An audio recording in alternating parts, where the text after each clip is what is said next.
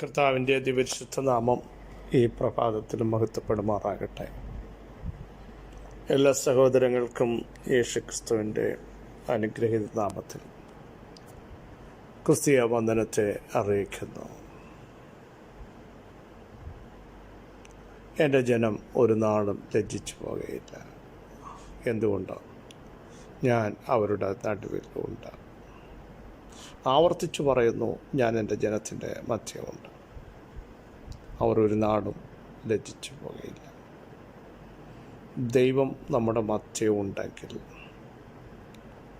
കാലഘട്ടങ്ങൾ ഓരോന്നും മാറി വന്നാലും, സുഖം വന്നാലും, വേദന വന്നാലും, തകർച്ച വന്നാലും, കുരുൾ വന്നാലും ലജ്ജിച്ചു പോവില്ല.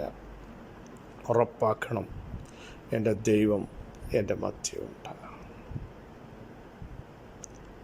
ഒത്തിരി അപമാനങ്ങളും ചോദ്യചിഹ്നങ്ങളും നിൻ്റെ ദൈവം എവിടെയെന്ന് ചോദിച്ച അനുഭവങ്ങളും യോവേൽ പ്രവചനം 2-ാം അധ്യായമൊക്കെ നമ്മൾ പരിശോധിക്കുമ്പോൾ 1-2 അധ്യായങ്ങൾ അവർ കടന്നു പോകുന്ന പാതകൾ, നിൻ്റെ ദൈവം എവിടെ എന്ന് ചോദിക്കുന്ന ഒരു വലിയ സമൂഹം അവർക്കെതിരെ നിന്നു. അവിടെ ജനം പ്രാർത്ഥിക്കാൻ തുടങ്ങി, അനുദപിക്കാൻ തുടങ്ങി, ദൈവസന്നിധിയിലേക്ക് അടുത്തു വരാൻ തുടങ്ങി, ഉപവസിക്കാൻ തുടങ്ങി, ദൈവമായിട്ടുള്ള ബന്ധങ്ങൾ ഊട്ടി ഉറപ്പിച്ചു.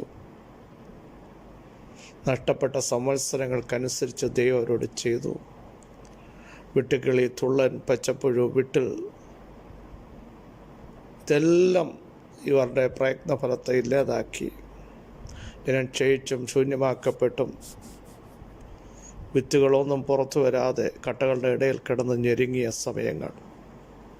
പക്ഷേ അവരുടെ സമർപ്പണത്തിൻ്റെയും പ്രാർത്ഥനയുടെയും ഫലമായി വെട്ടുകിളിയും തുളനും പച്ചപ്പുഴവും വിട്ടിലും നശിപ്പിച്ച സംവത്സരങ്ങൾക്കനുസരിച്ച് അത്ഭുതകരമായി ദൈവത്തിൻ്റെ പ്രവൃത്തി അവിടുത്തെ മക്കൾക്ക് വേണ്ടി ദൈവം വെളിപ്പെടുത്തി. എന്നിട്ട് ദൈവം അവരെ അഡ്രസ്സ് ചെയ്തിട്ട് പറയുക, എൻ്റെ ജനം ഒരു നാളും ലജ്ജിച്ചു പോകത്തില്ല, ഞാൻ നിങ്ങളുടെ നടുവിലുണ്ട്.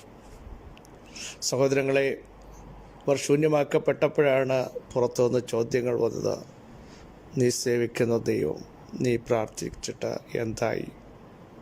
നിൻ്റെ ദൈവം എവിടെ എന്നുള്ള ചോദ്യം 115-ാം സങ്കീർത്തനത്തിൽ ചോദിക്കുന്നു, നിൻ്റെ ദൈവം എവിടെ?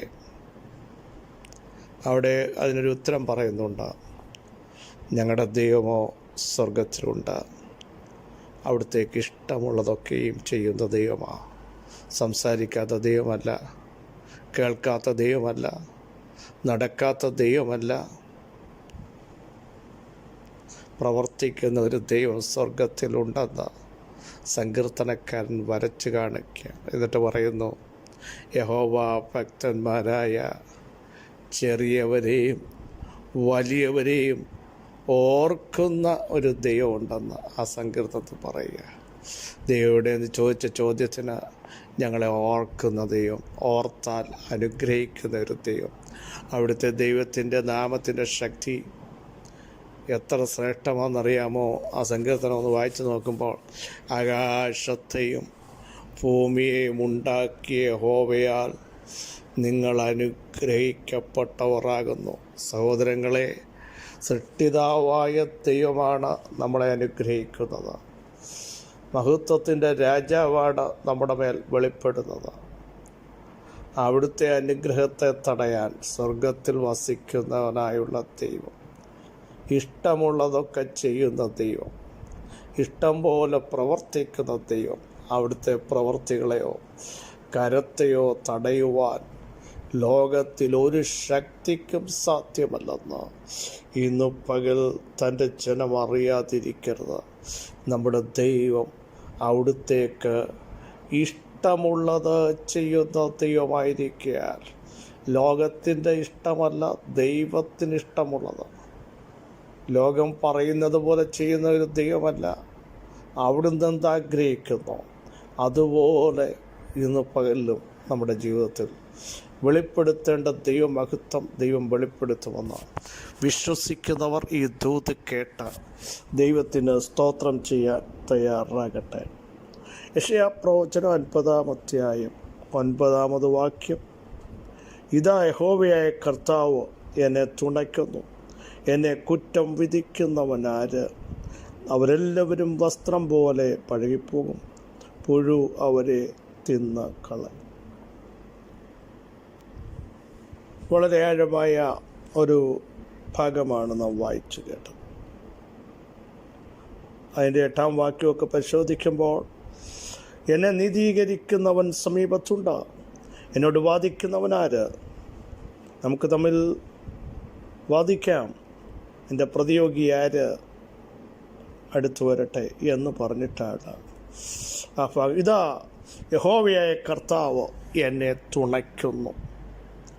ഇന്ന് പകൽ എനിക്ക് ആ വാക്യത്തിൽ നിന്ന് പറയാനുള്ള ശക്തമായ നിയോഗം, നമ്മളെ തുണയ്ക്കുന്നത് മനുഷ്യനല്ല.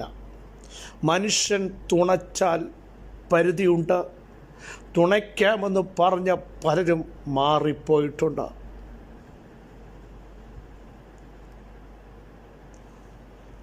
ആ സമയമാകുമ്പോൾ എന്നെക്കൊണ്ട് പറ്റില്ല, ഞാൻ അന്ന് പറഞ്ഞു, പക്ഷേ ഇന്നത്തെ സാഹചര്യം മോശമാണ് എന്ന് പറയുന്ന ഒത്തിരി സന്ദർഭങ്ങൾ ജീവിതത്തിൽ സംജാതമാകും. പക്ഷേ ഇവിടെ പറയുന്ന ദൂത്, കർത്താവ് എനിക്ക് തുണ. സ്തോത്രം.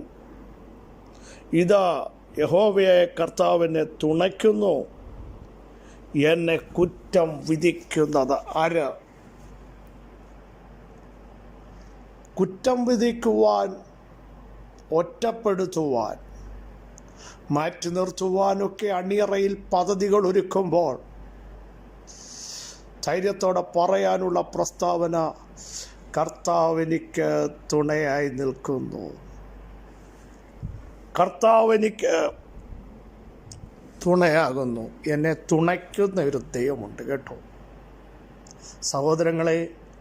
ആരും തുണച്ചില്ലെങ്കിലും മറ്റൊരിടത്ത് സങ്കീർത്തനക്കാരൻ പറയുന്നത്, ദൈവം ഞങ്ങളുടെ സങ്കേതമാണ്, ഞങ്ങളുടെ ബലമാണ്. അടുത്തത്, കഷ്ടങ്ങളിൽ ഏറ്റവും അടുത്ത സഹായകനായി എൻ്റെ കർത്താവ് കൂടെയുണ്ട്. ഏറ്റവും അടുത്ത തുണയായി. മാറിപ്പോകുന്നവനല്ല, പ്രതിസന്ധി ഘട്ടങ്ങളിൽ തുണയായി ഇറങ്ങി വരുന്ന, ഒന്നുകൂടി പറഞ്ഞാൽ ഗൈഡ് ചെയ്യുന്ന, വഴി കാണിക്കുന്ന, വഴി തുറക്കുന്ന ശ്രേഷ്ഠനായൊരു കർത്താവ് ഇന്ന് പകലും എനിക്കും നിങ്ങൾക്കും നിങ്ങളുടെ കുടുംബങ്ങൾക്കും തലമുറകൾക്കും തുണയായി നിൽക്കുന്നത് കാണാൻ എത്ര പേർ ഈ പ്രഭാതത്തിൽ തയ്യാറാകും? സഹോദരങ്ങളെ, കർത്താവ് എനിക്ക് തുണ, ഞാൻ പേടിക്കയില്ല. മനുഷ്യൻ എന്നോട് എന്ത് ചെയ്യുമെന്ന് മറ്റൊരിടത്ത് സങ്കീർത്തനക്കാരൻ പറയുന്നു. സ്തോത്രം. എബ്രായ ലേഖനത്തിലും അതുതന്നെ ലേഖനകർത്താവ് ശക്തമായി വിളിച്ചു പറയുന്നു. ധൈര്യത്തോടെ പറയാം എന്ന് പറയുന്ന ഒരു പ്രസ്താവന നമുക്കെല്ലാം വ്യക്തമായി അറിയാവുന്നതാണല്ലോ. ഹല്ലേലൂയ. അങ്ങനെയെങ്കിൽ സഹായം നഷ്ടപ്പെട്ടവർ, സന്തോഷം നഷ്ടപ്പെട്ടവർ ഇന്ന് പകൽ ധൈര്യത്തോടെ പറ, കർത്താവ് എനിക്ക് തുണ, ഞാൻ പേടിക്കുകയില്ല. മനുഷ്യൻ എന്നോട് എന്ത് ചെയ്യും എന്ന് നമുക്ക് ധൈര്യത്തോടെ പറയാം. ധൈര്യത്തോടെ പറയാൻ ഉറപ്പുള്ള ഒരു കാര്യം, കർത്താവ് എനിക്ക് തുണ നിൽക്കുന്നു. എൻ്റെ ബലഹീനതയിൽ തുണ നിൽക്കുന്നു, എൻ്റെ തകർച്ചയിൽ തുണ നിൽക്കുന്നു, എൻ്റെ വേദനയിൽ തുണ നിൽക്കുന്നു.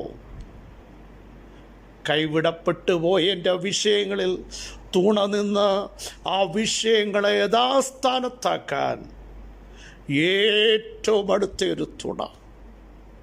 അതുകൊണ്ട് ഞാൻ പേടിക്കത്തില്ല കേട്ടോ.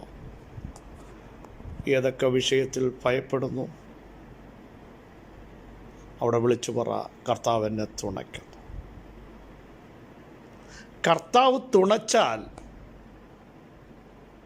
ലോകം തുണയ്ക്കുന്നത് പോലല്ല. കർത്താവ് തുണച്ചാൽ അതിനെ തടയാനും അത് നമ്മുടെ അടുക്കലേക്ക് എത്താതിരിക്കാനും ഒരു ശക്തിക്കും കഴിയില്ല, എത്തിക്കാതിരിക്കാനും. അതിൻ്റെ പിന്നിലുള്ള സകല തടസ്സങ്ങളെയും മാറ്റിക്കൊണ്ട് ഡയറക്റ്റ് നിൻ്റെ മേൽ വെളിപ്പെടേണ്ട സകല ദൈവപ്രവൃത്തിയും ഇരിക്കുന്നിടത്ത് നൽകാൻ എൻ്റെ ദൈവത്തിന് കഴിയും. അന്തരീക്ഷ മണ്ഡലങ്ങൾ വ്യാപരിക്കുന്ന ദുഷ്ടാത്മസേനകളെ തച്ചുടച്ചുകൊണ്ട് നിന്റെ പ്രാർത്ഥനയിൽ വെളിപ്പെടേണ്ട ദൈവമഹത്വം തുണയായ കർത്താവ് നിനക്ക് വേണ്ടി വെളിപ്പെടുത്തി നൽകും. വിശ്വസിക്കുന്നവർ ആമേൻ പറഞ്ഞിട്ട് പറ, കർത്താവ് എനിക്ക് തുണ നിൽക്കുന്നു. അനേകർ വാക്കുമാറിയപ്പോഴും മറന്നുപോയപ്പോഴും യോസഫെ തള്ളിക്കളഞ്ഞപ്പോഴും കാരാഗൃഹത്തിൽ വെച്ച് നിന്നോട് ഓഫർ പറഞ്ഞവർ മറന്നുപോയപ്പോഴും കർത്താവ് തുണ നിന്നതുകൊണ്ടല്ലേ നിന്റെ മുമ്പിൽ ഇപ്പോൾ അനേകർ വന്ന് മുട്ടുകുത്തുന്നത്. കർത്താവ് തുണ നിന്നതുകൊണ്ടല്ലേ ഫറവോൻ നീ ആരാണെന്ന് ദേശത്തോട് വിളിച്ചു പറഞ്ഞത്. യോസഫേ, ദൈവാത്മാവുള്ള മനുഷ്യൻ അവനെ അനുസരിപ്പീൻ, അവൻ പറയാതെ ആർക്കും ഇവിടെ ചലിക്കാൻ പറ്റില്ല എന്ന് പറഞ്ഞതിൻ്റെ കാരണം കർത്താവ് എനിക്ക് തുണ നിന്നു. കർത്താവായ യേശു ക്രിസ്തുവിനെ പറ്റി പറയുമ്പോൾ ആ ഭാഗമൊന്ന് ശ്രദ്ധിക്കണം. പലരും എതിർത്തപ്പോഴും നിന്ദിച്ചപ്പോഴും അപമാനിച്ചപ്പോഴും തള്ളിക്കളഞ്ഞപ്പോഴും മാരകമായി ഉപദ്രവിച്ചപ്പോഴും പിതാവായ ദൈവം എൻ്റെ യേശുവിന് തുണ നിന്നു. ക്രൂശീകരണ സമയത്ത് എല്ലാവരും അകലം വിട്ട് സഞ്ചരിച്ചെങ്കിലും പിതാവ് മാറിപ്പോയില്ല കേട്ടോ, മറന്നുപോയില്ല. 3-ാം ദിവസം തിരുമഹത്വം കല്ലറയ്ക്കകത്തേക്ക് ഇറങ്ങി പുനരുത്ഥാനത്തിൻ്റെ പവർ വ്യാപരിച്ചപ്പോൾ ദൈവശക്തിയുടെ അളവറ്റ വലുപ്പത്താൽ എൻ്റെ യേശു കല്ലറകളെ ഭേദിച്ചുകൊണ്ട് പുറത്തു വന്നെങ്കിൽ അവിടത്തേക്ക് പറയാൻ കഴിയും, പിതാവായ ദൈവം എനിക്ക് തുണ നിന്നു. എൻ്റെ സങ്കടങ്ങളുടെ, എൻ്റെ കഷ്ടങ്ങളുടെ നടുവിൽ എല്ലാവരും മാറിയപ്പോൾ കർത്താവ് എനിക്ക് തുണ. അവിടുന്ന് തന്നെ നീതീകരിക്കുന്ന ദൈവം. കുറ്റം ചുമത്താൻ ലോകത്തിൽ ഒരു ശക്തിക്കും സാധ്യമല്ല. പരിശുദ്ധ ദൈവമേ, സ്വർഗ്ഗസ്ഥ പിതാവേ, കർത്താവ് ഞങ്ങൾക്ക് തുണ നിൽക്കുന്നതിനായി സ്തോത്രം. ഞങ്ങളുടെ വചനത്തിൻ്റെ ശക്തി ഇന്ന് പകലിലും ഞങ്ങളുടെ മേൽ വെളിപ്പെടുത്തി സ്വർഗമാദരിക്കുന്നതിനായി സ്തോത്രം.